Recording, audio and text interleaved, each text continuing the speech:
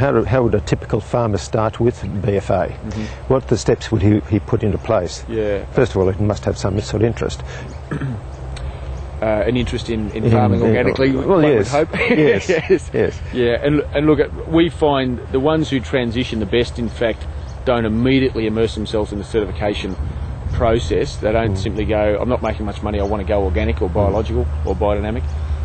They instead, talk to organisations like your own and get to understand what the difference is between the way they have farmed, if it's been non-organic, if you want to call it that, and slowly transition that way. Having said that, there is a process for certification that takes a minimum of a couple of years before they can get the full level organic. And the golden rule is that you've got to have farmed 3 years organically before you can end up selling the end product as organic, certified organic. There's a transitionary period called certified in conversion to organic, or biodynamic too, I should say, that the two words are interchangeable, but there's a separate sub-program that ACO runs for farmers who want to specifically label product as biodynamic. Right. But the first year after you apply, you can't claim any status at all through the certification program. That's a critical time, therefore, for if people are thinking, well, maybe in 18 months' time or so, I do want to start selling my product onto the formal markets, they definitely should start the process to begin that, because that first year there's nothing at all, even if they've been farming for many years organically. And then after that first year, you've seen a couple of audits occur.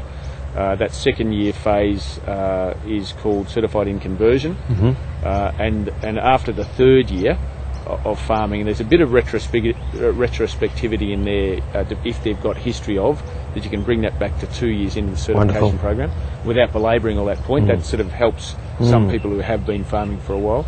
But it all comes down to A, that you've got records to verify that, and B, that you've begun the process so that you're actually having these auditors come onto your farm. So all that information is available on the website, and we always encourage people to become a member of the group. They don't have to become a member of BFA to actually be certified organic, but it keeps them in the loop.